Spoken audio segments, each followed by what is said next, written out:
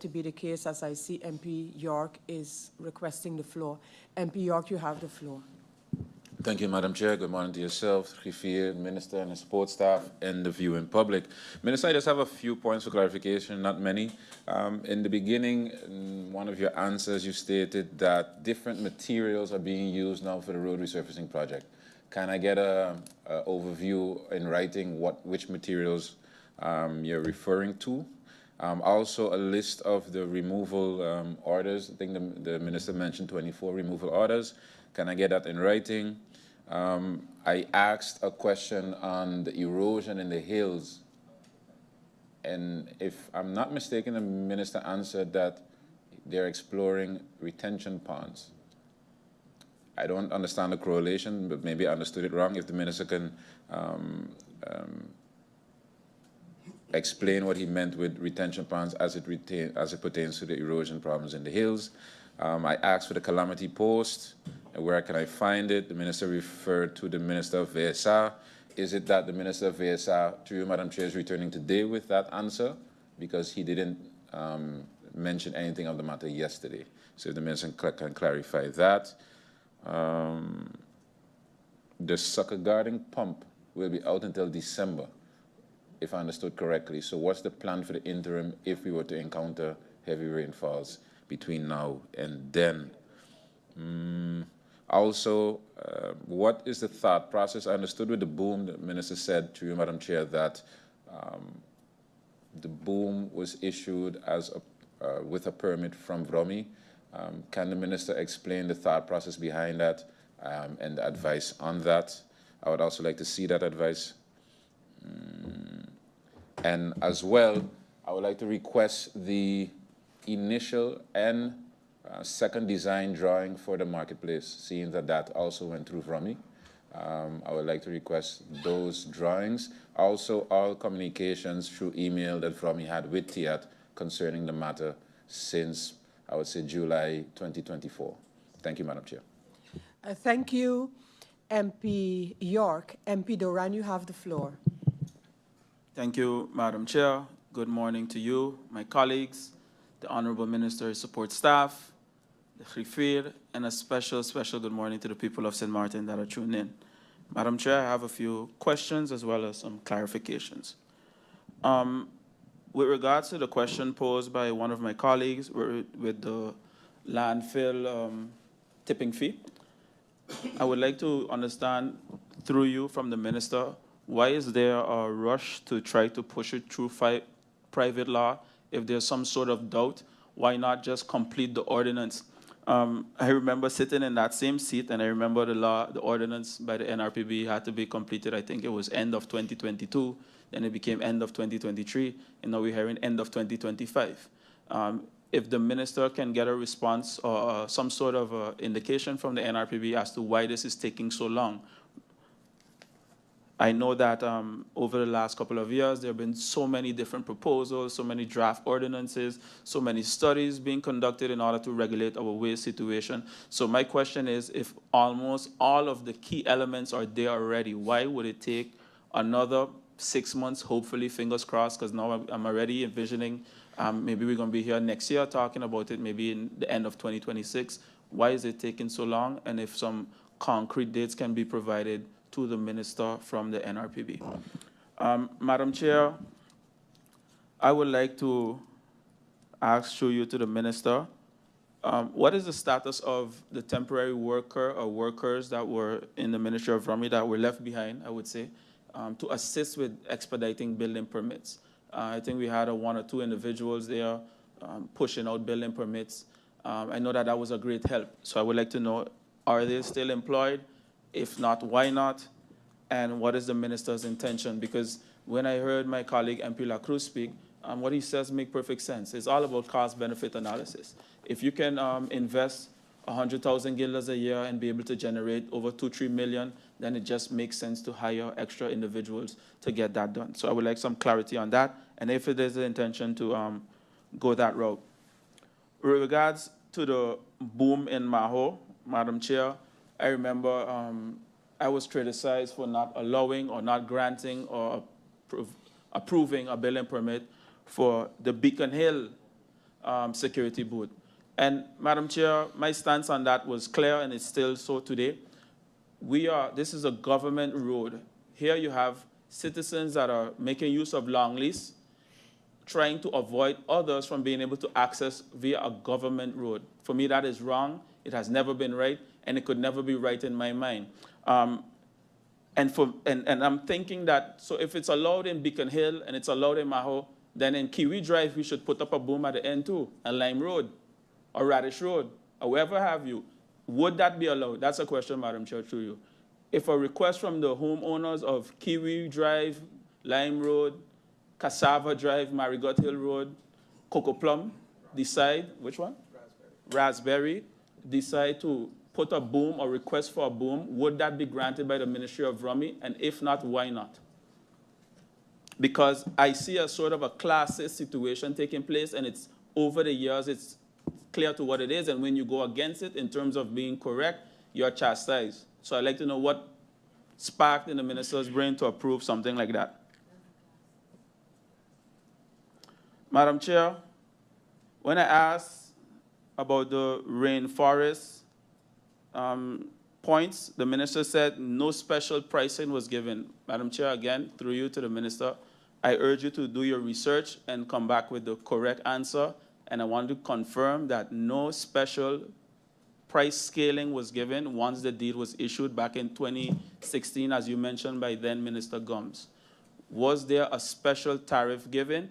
If not, can you provide the deed and provide what tariff is being paid and also what is being paid by others in the area, so for residential and commercial?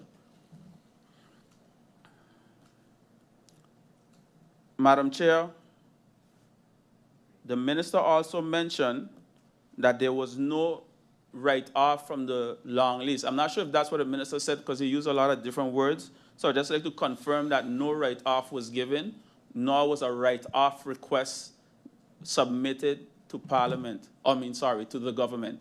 I understand that the request to give back some of the land was there. It was there before I came into office. Another one came again. But one of their conditions were they wanted to not pay for the years that they'd already exploited and utilized the land. And that was my issue. And what I was made to understand, that this current administration granted that. So I just want to be clear. So no bunch of playing with words. Let's just be clear.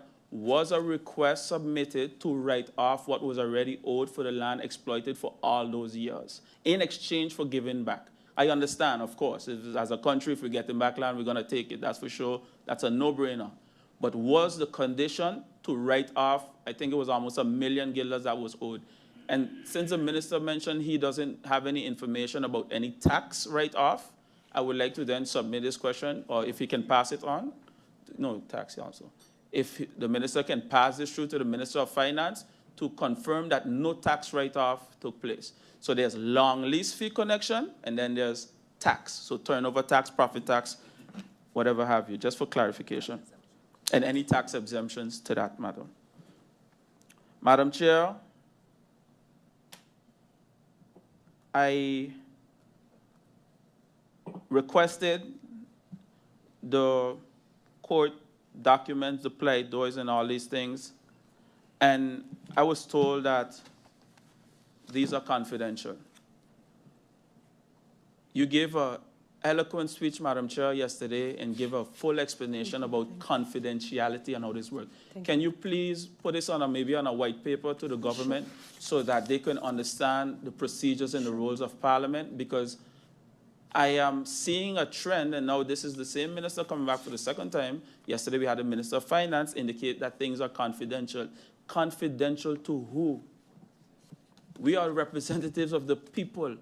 I am not asking you to put your court strategies in the floor, because you did that already, Minister, when you mentioned that we are going to lose 3 court cases that haven't happened as yet. You know, so I'm asking for it to be provided through the confidential route.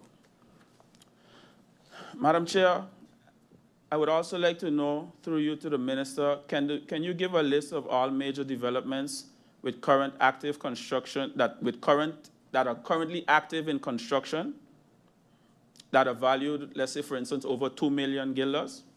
And if you can list the locations. I would like to know through you, Madam Chair, what is being done to stimulate development and guide in Phillipsburg? The Minister of TIAT recently had a town hall meeting about Phillipsburg. What is VROMI involvement in this whole beautification, if any? And I would also like to know if the minister can indicate the permit applications and indicate the value that those that are in right now that are over 2 million guilders. This also gives an idea to the public as to what is to be expected in our economy. I heard my colleague MP Lacruz request for those numbers, and I think that the minister maybe needs to dig a little deeper within the ministry to get that information, because every budget debate, I provided an estimated construction value, which gives the indication as to the money that is turning in the economy. For instance, if I apply to build a 3-bedroom home, it costs $250,000 US, 450,000 guilders. You would then have an estimated construction value there. You would then add that up, and at the end of the year, roughly, you would be able to say, in 2023, this is the review, in 2024, and this is also the projection moving forward. So I urge the minister to do a little bit more homework, because that information is definitely there, and it's in the system as well, for sure. Because we also provide that to the Ministry of TIAT, to the policy department for them to conduct their studies, to give their indications as to how much money is turning in the economy. Through you, Madam Chair, I would also like to know from the minister how many civil works permits have been requested to date for 2025, and also how many civil works permits has been granted in 2025. Based on the request date and the issue date, what is the average processing time for this year for civil works permit in days? How many days would that last approximately? Madam Chair, when it comes to court cases, I know all about them because I think I had a record in the Council of Ministers with various court cases that I had to fight for old matters, current matters, and things that I decided to stand up against. One of those being Alegria. Currently, as we speak right now, I want to go to the point that citizen Jurendi, because things I did as a minister, Alegria is now taking me to court personally for me blocking and standing up for the people of St. Martin. And if it have to happen, Madam Chair, I'll do it all over again. I'm saying that to say the government is also a defendant in that case. Now, imagine this. The government doesn't want to provide documents, and also, in my opinion, sometimes willfully don't provide documents and also influences court cases, comes here on the floor of Parliament, mention that we are about to lose court cases that haven't happened as yet in the future, jeopardize government position. I can't imagine what the government will try to do to me in this case. But guess what, Madam Chair? As I mentioned, as a big boy, I pull up my big boy pants and continue to fight for the people of St. Martin, because at the end of the day, what they were planning to do were take away opportunities for taxi, bus, and tour guides, and I fought for that, and I'll do it all over again. Thank you, Madam Chair, and I look forward to the responses and all the documents that were requested, if that can be provided confidentially. Thank you. Thank you very much, MP Doran. The next MP up to speak on this topic is MP York. MP York, you have the floor. Thank you, Madam Chair. Just a couple added points for clarification. Minister, I requested the email thread between VROMI and TIAT as of July 2024. I would like to change that to December 2023. Addition to that, if I understood the math, the minister said there were about 580 odd plus building permits still open. Can he verify that, if I got that? So that's the total of amount of building permits open as of today, outstanding. And did I understand properly that between January and now there are about 50 permits approved? Can the minister confirm those numbers? Also, the road in question going towards Blue Marine, that the ministry recently gave a permit to build a boom on. I would like to know how long does that road exist? Can the minister tell me the amount of years that that road is now in existence, that access road is now in existence? And is the minister, coming back on something that MP Doran alluded to, is the minister aware of the precedent that is being set with that decision? And lastly, Minister, through you, Madam Chair, you attended a meeting with the Minister TIAT where you guys informed the market vendors of the delay and the reasons of the delay as it pertains to the marketplace. In this meeting, it was said by the Minister of TEAT that the holdup is because of internal sabotage within the VROMI ministry. Can the Minister explain this? Can the Minister confirm if this is really the case? And why did this have to be said via the Minister of TEAT first and not the Minister of VROMI, if it is true? So, Minister, can you explain to people, is it indeed a VROMI-related issue? Is it a TEAT issue? Is it a communication issue between VROMI and TEAT? And regardless of the answer, why did the Minister of TEAT point the fingers at your ministry and use the term sabotage? And if the minister, and why did the minister not take that word out of the air? Because that is something now that's being spread. So can the minister elaborate on that? Thank you, Madam Chair. Thank you, MP York. I now give the floor to MP Irian. MP Irian, you have the floor. Good morning, Madam President, Secretary General, members of Parliament, the Honorable Minister and his support staff, and the viewing public at large. Good morning. Through you, Madam Chair, in the previous budget debate, the Minister mentioned, and I believe the Minister of TEAT mentioned, that we were going to get garbage bins for Great Bay. We are 6 months removed from that promise. I don't see it being delivered, or I haven't seen it delivered. So where are we with this, the garbage bins for Great Bay? It's 6 months away. I mean, 6 months removed from that.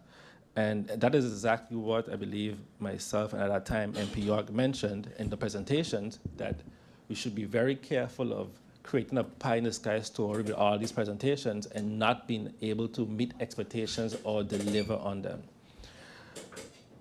Through you, Madam Chair, the Minister also mentioned in a previous meeting, well, we had a previous meeting regarding VROMI, and a lot of questions weren't answered there, so a few of them have come back up again, especially through the public. Minister mentioned that if you don't build within a year, your building permit can be immediately revoked.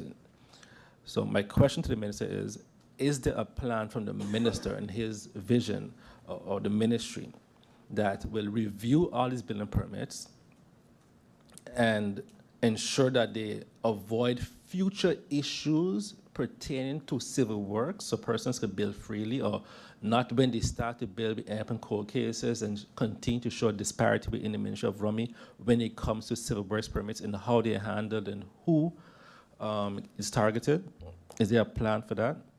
Or is the Minister going to review building permits that are a year or older? Because now, Minister, you have the opportunity to ensure that the future is shaped in the vision that you have. So no more saying, hey, yes, this was published 3 years ago, 4 years ago, because you have the power now to ensure that going forward, all building permits that are a year or older gets reviewed. And I'm pretty sure that would be more than likely the majority. So now the ball is in your court to avoid any future court cases, etc. The Minister also, another question pertaining to garbage. Has there been any recent bids, or when is the bid for garbage going out? When is the bid for garbage supposed to go out? When does the contracts end? And going back, continuing with the civil works, because this is a topic I even saw St. Martin Pride tagging you a few times now also on this issue in Port Bezant. Civil works is now a very big topic. You've made it a very big topic, but the issue with the civil works is it is a big topic, but the public is not getting proper answers, and there's not a clear distinction into who, what, when, how the ministry operates. If you look at some of the hills now in Kobe, for example, we see some excavation works happening and so forth. Do all these excavation projects have civil works permits? Has the ministry gone into to assess if they do or not? Someone mentioned to me that they saw slave walls by one of them.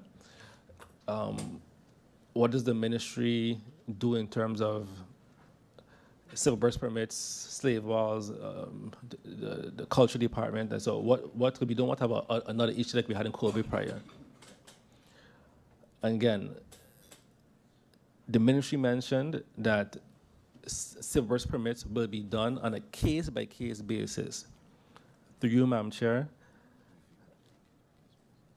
doesn't this show some sort of discrimination? Because what is the criteria to even start the review? The minister mentioned the impact of the permit. What is it? Who determines the impact?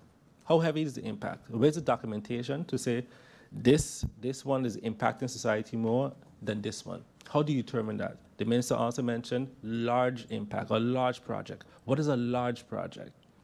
And you can have a small project that impacts society even more than a big project, depending on where it is and how the design is and water flow and septic and sewage and so forth. Matter of fact, the minister said for everything, even up to a septic, you need a civil birth permit. So again, how can Parliament get proper documentation so that we could disseminate to the public on how the minister is planning to deal with civil births going forward? Because I can't believe that the minister is going to say that for a couple of civil birth permits, we're going to do retroactively and a few not. We need a very clear answer going forward on civil birth permits. Because what I'm seeing now is a lot of concerned developers, some that feel targeted, some that feel that they are getting away because of who's in government. And I think that should never be the thought or the talk of the citizens of St. Martin. That'll be all, Madam Chair. Thank you, MP Irian. The next MP up to speak is MP Lacruz. MP Lacruz, you have the floor. Thank you, Madam Chairlady. Madam Chairlady, to you, to the Minister, I'm still going to go over the questions that I had concerning the St. Martin Housing Foundation. And the first question is related, or the first set of questions related to land allocation for social housing development. And what I'd like to get from the minister is a feel if at the end of my questions, or even when he's answering the questions, if he understands the importance of the St. Martin Housing Foundation and the trickle-down effect of a lot of other things for the citizens of St. Martin. So the availability of land for the expansion of housing projects, okay, so transfer government-owned land in areas like Hope Estate, Upper Princess Quarter, that are already in reserve, I understood, for the St. Martin Housing Foundation and social housing. Can the minister facilitate this, make it a little faster? Streamline land policies, so implementing policies to expedite the allocation of zoning and land specifically for affordable housing projects.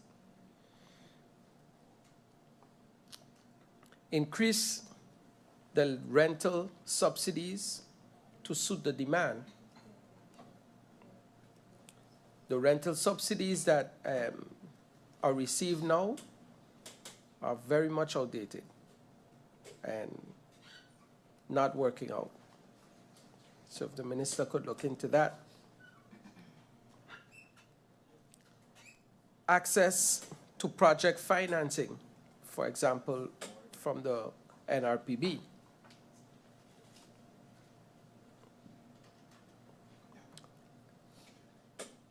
Right now, Hope 3 would add another 100 apartments to the Housing Foundation's portfolio with a little help I think 100 homes would mean a lot for the people of St. Martin.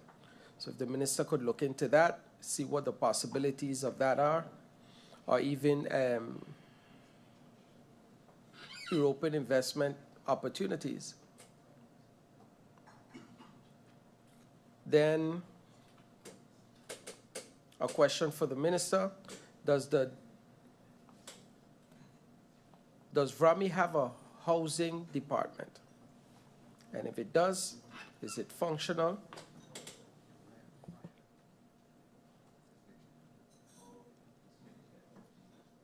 Do we have a housing policy from government?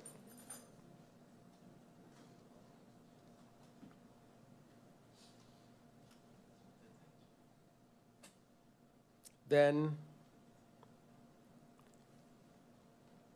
if we don't, I'd like to know if the minister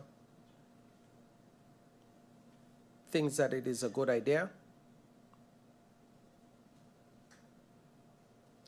And the minister said that he had previous meetings with the Housing Foundation. So a question, do they have a digital infrastructure system in place? A digital infrastructure system. So a system that they could track payments and, and if they don't, is it an idea, for example, that via government this could be requested via CapEx? So the idea is that in these meetings that the minister said he has every other month, that these things would come up. And I have other questions too.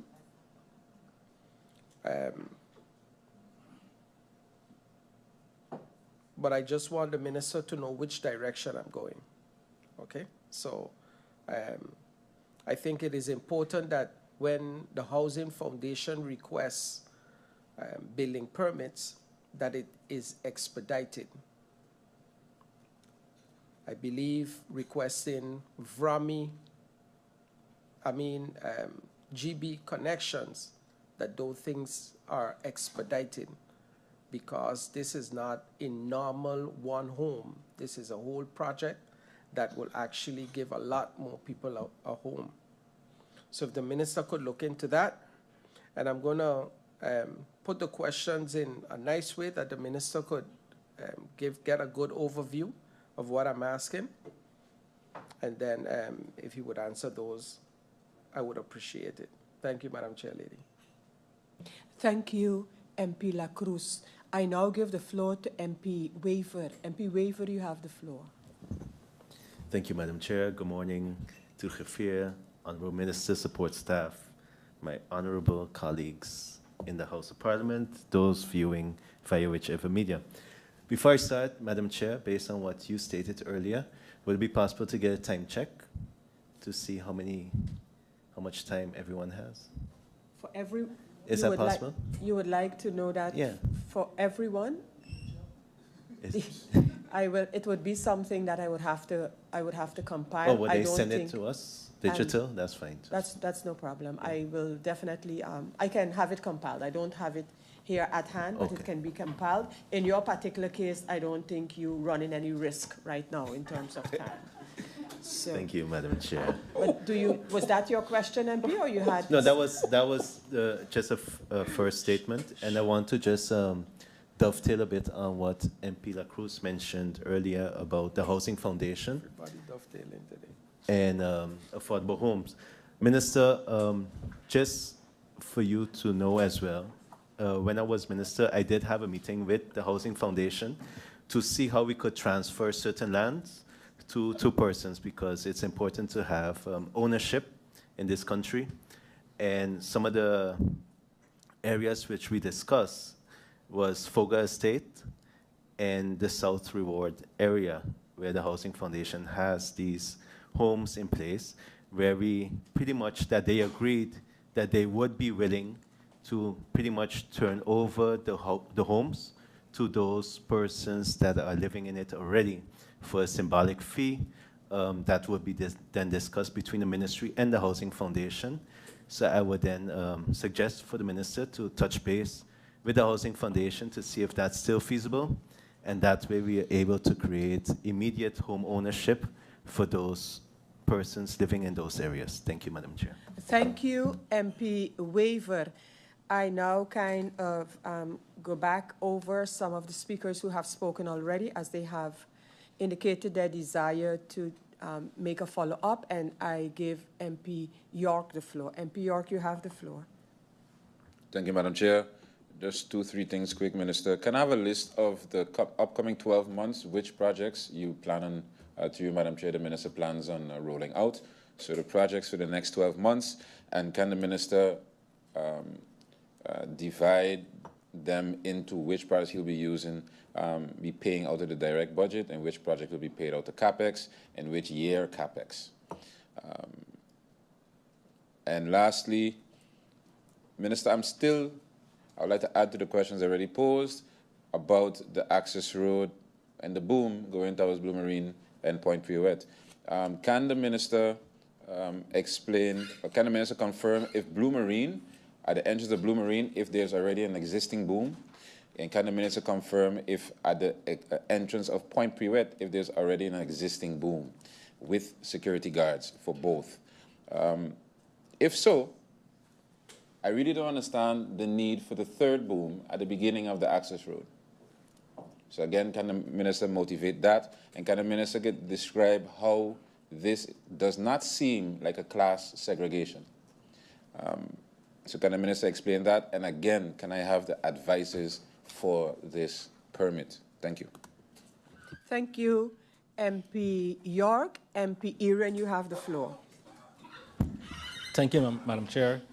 Minister, in regarding your statement, the backlog of the building permits, can we get a answer regarding, to Madam Chair, the process that the ministry takes, or the minister takes? I believe the minister maybe does it differently than previous ministers. So are we using the FIFO system, so first in, first out, in terms of permits coming in, first in, first out? Minister also mentioned that, yes, we have some projects or building permits might take long because it might be more complex, I understand, so those might take longer, but it doesn't negate the fact that it's still going to be following the FIFO process, so first in, first out. Because this one is a more complex project, yes, but the others that are coming in are still following the first in, first out. Or is it going to be, let's say, the minister deciding, I'll pull this one out, I'll pull this one out, you work now, you work on that one, or maybe even SG deciding on which ones has more priority. And then who determines, right, what is more impactful, or who determines the prioritization in terms of the importance of building permits? For example, we have the marketplace that doesn't have a building permit, but is that going to be prioritized over, let's say, private citizens? So is the government going to say, I'm going to give priority to our projects, even though they were last minute, even though they weren't done properly, etc., over private citizens? Or is even those, let's say, projects that the government has put on bid, for example, do they get priority over other projects? And where are we now with the marketplace? Where are we with the marketplace design? We hear things on radio accusing the minister of certain things. So I would like clarity from the minister himself. Where are we with the marketplace design? Is it true that the reason why we don't have the marketplace today is because of the lack of effort by VROMI, or the push by VROMI, or VROMI being a hindrance in progress? Can we get clarity on that? And can we get a design of, can we get a copy of the first building permit, the first design, and the second design? And have you ever gotten the results of the soil test? Can we get the results of the soil test? I also had some complaints from certain developers, again, that feel targeted, and saying, yes, the minister is allowing a lot of projects within the lagoon area and Sensible Lagoon to continue to be built without following the approved building permit, and also don't have civil burst permit. So can the minister confirm that all of the projects within the Sensible Lagoon are in line with the building permit and have silburst permits. In the presentation from the Ministry of Finance, they mentioned, I believe, a backlog, through Madam Chair, of 22 million guilders in ERFPAC. In January this year, when I posed a question to the minister regarding the ERFPAC, and I requested to have the top 10 offenders, not the names, right, but the top 10 offenders and the amounts. So I don't need to know the names, so we have 1 to 10. What are the amounts per 1 to 10?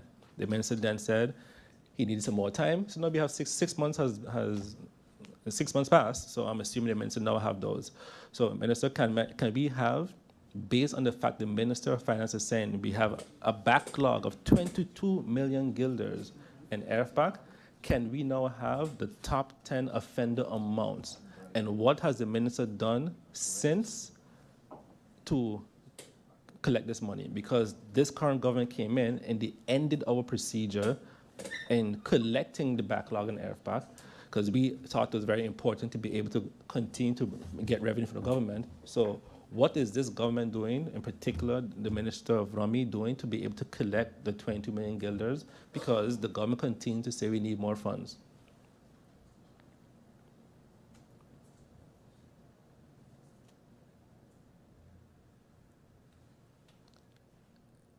And regarding the whole garbage process and bidding process at NRPB, can the minister confirm if the ministry or through the minister stopped any sort of bidding processes for the tires, garbage, or anything related to VROMI in the last couple of months? That'll be all, Madam Chair, for now. Thank you, MP Irian. MP Duran, you have the opportunity as well to address any topic at this point. Thank you, Madam Chair. I have a few brief ones. Regarding the cleanup that we see taking place on the landfill, where the company with all the red machines, which I think did the lagoon cleanup as well, I would like to know through you, Madam Chair, if the minister can get the detailed information of the whole bidding process for that, because I realize that all these red machines are showing up all over the island, especially when it comes to NRPB projects, and we realize that our local contractors are being left out and sidelined. So I would like to know if I can get some kind of information on how that is going. And Minister, I heard you when I was reaching here on the radio mention through you, Madam Chair, that a forensic audit is taking place. Do you mean a forensic audit on the bribery allegations that you mentioned that is taking place within the ministry, a forensic audit on how to increase the efficiency in the processes? Can you give some clarity on that, please? Also, Minister, through you, Madam Chair, lady, I would like to get the reports, because yesterday the Prime Minister mentioned that a report was done for the alleviation, give the relief to the people based on the fuel clause with GB.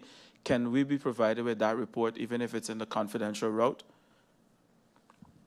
Lastly, touching back on the whole Alegria saga, I forgot to mention, but I had it written in my notes.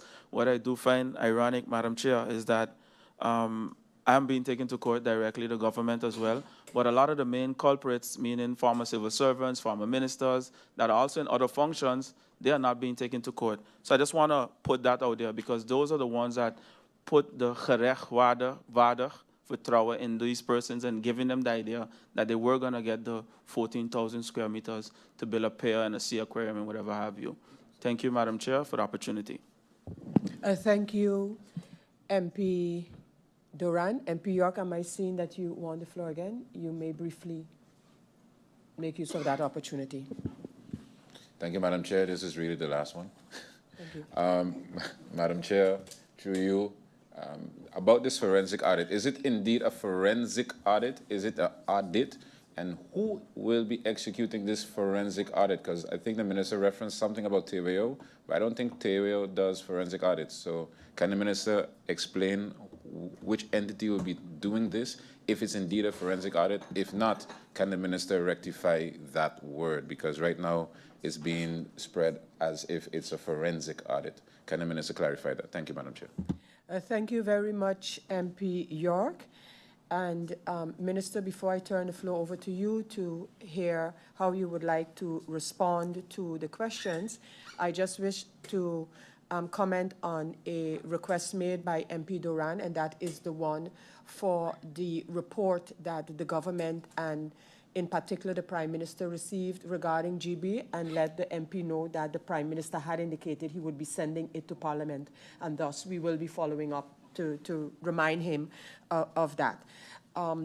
Minister, let me begin by thanking you for the answers provided, and very specifically, Minister, I want to thank you for following up on my question about the VROMI ministry making use of the offered cooperation from the MER. Now the MER, the Milieueffecten Rapportage, is basically something falling under the Netherlands Commission for Environmental Assessment. The Netherlands Commission for Environmental Assessment, established by law, is an independent, not-for-profit knowledge institute in the field of environmental and social impacts. This knowledge is used to advise and support Dutch and foreign governments in integrating environmental, social, and climate considerations in decision-making. This is done with integrity and in an authoritative and transparent manner. The vision is that the NCEA, the Netherlands Commission for Environmental Assessment, ensures that governmental authorities have access to the knowledge of environmental, social, and climate issues they need when making decisions. As a result, governmental decisions are of better quality, better substantiated, and more widely supported. In this way, the NCEA contributes to the quality of the living environment and to sustainable development in the Netherlands and abroad. Minister, I indicated to you as well that Ms. Simone Philippe, who was here in March, who coincidentally is a member, along with myself, of the Dutch Association for the United Nations, hence her reaching out to me in connection with her offer to St. Martin to cooperate with the government and the VROMI ministry in particular in assisting in the manner that they can, which I just highlighted from their website. In addition to that, Minister, you might have been made aware of the fact that the Parliament of St. Martin, represented by several members during our last visit to Panama, to Par Latino, it was not only about meetings of Par Latino, but St. Martin, the Parliament of St. Martin, is signatory to an alliance created by the Par Latino for climate justice and just transition. And it is my intention, based on that alliance paper, which of course I will be bringing to Parliament, to ask via the Committee of VROMI of Parliament to have Ms. Philippe, even if it be via Zoom, present what this particular Dutch institution can do in assisting St. Martin. And Minister, from your side, I want to encourage you to take up that connection because of the issue of capacity that we keep hearing and the complexity of some of these matters that your ministry is facing. Fact is that when we see an institution like this, because of the scale of the Netherlands, they can have a concentration of expertise in the many different areas. Do we have the expertise? Yes, we do. But it is so thinly spread that we can't have the kind of concentration that you would need to put on a very complex matter. And thus, decision-making is stalled and delayed because of the process if you want to give it a good review. So, Minister, I really want to encourage you from my side and my network based on the Dutch Association for the United Nations. I will continue to push for that and share the information with the Parliament. But the government, I hope, can also do that. On a similar note, with respect to the VNGI, Vereniging Nederlandse Gemeenten International. And Minister, I heard your answer with respect to that. However, what I would like you to clarify for me, several months ago, I was told by an official of the VNGI that their agreement with the government of St. Martin was coming to an end, and it did not seem as if it would have been extended. The same kind of assistance at not more than a subscription fee is also available for, again, our different ministries, including the Ministry of VROMI. And Minister, is it the intention to extend that formal agreement with the VNGI? And if not, is it an issue of money, of the subscription to be part of, or is it something else, if you can inform me of that? Thirdly, Minister, the matter of even the CFT in its report or advice on the fourth uitvoeringsrapportage has indicated that St. Martin is not moving fast enough on using the CAPEX budget. And when I hear some of your projects, ministers, that seem to be ready to go, road projects and the like, and then my question is, would it not be necessary to kind of reschedule and reprioritize capital projects based on those that can move one time, even though they would have been at a lower priority when the CAPEX budget was made? I hope that question is clear as well. And Minister, that is what I would like to offer you in response to your questions and the challenges that your ministry face, especially to get this matter of the amount of pending requests for permits to at least establish a line where the handling of those are concerned. So, Minister, with that, I now look at you. You have several additional questions, and so my question is twofold. One, when would you be able to come back on these, to give these answers? I have heard several members. I wait for the minister to have a brief caucus there. But, Minister, I was saying I've heard several members of Parliament indicate that they would not mind receiving the answers to some of their questions in the report from the government with the answers, which must be with us before we even start the public handling of the budget. That's one. And then, yes, and then the question as to, is there anything you would like to say now in response to some of the questions or comments? And then, if not, what time would you need to, when would you be able to return? Minister, to you the word, if you can respond to that. Thank you, Madam Chair. Just some clarification so we can understand the question from MP Irian through you. He mentions the projects in Simpson Bay, all projects in Simpson Bay. The question is just because this question was already asked earlier this year about projects in Simpson Bay continuing without civil works, and I think well, the question is just what projects, because it's very easy to stay on the floor of Parliament that things are continuing and reports are coming in. To date, we still have no information, even from the last meeting, as to what projects the MP is speaking about, because none of these projects, to my knowledge, when I asked, he just stated a general question. It's come up again now. So the question then, can the MP provide, even if confidentially, what list of projects he is hearing is continuing? We can then answer this question properly, because when asked a couple of months ago, it was a general question. So now it's more targeted. So who feels targeted? What are the projects? So we can actually answer the question. And just to, for the record state, we did provide you the top 10 offenders in the budget debate. So if you're asking for them again, not a problem. But for the record, it was provided as part of our responses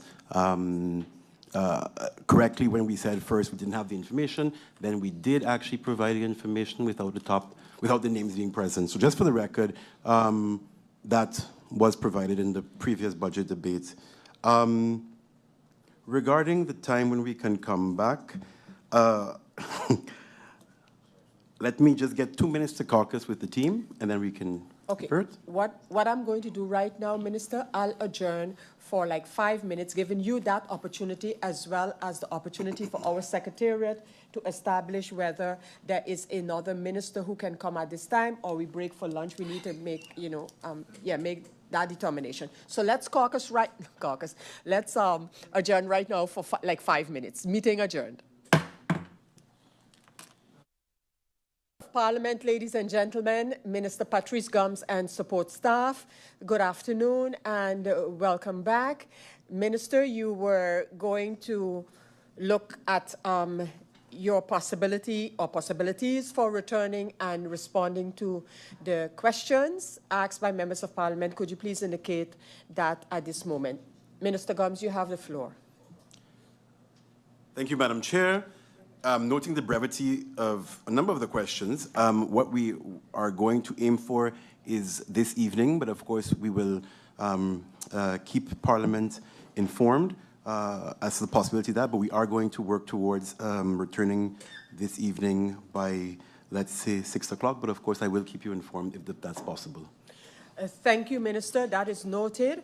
Members of Parliament, we will adjourn at this time, actually for lunch, because the next minister to appear in Parliament would have been the Minister of Finance presenting the answers to the Ministry of Justice. However, that is going to require some time, so rather than break halfway during that presentation, I am going to adjourn now until 2 p.m., at which time the Minister of Finance will present the answers to the Ministry of Justice questions, and followed, if everything goes according to plan, by the Minister of TIAT to respond to the questions posed regarding TIAT. And then we also have the Minister of VSA to return briefly. We just heard from the Minister of VROMI as well.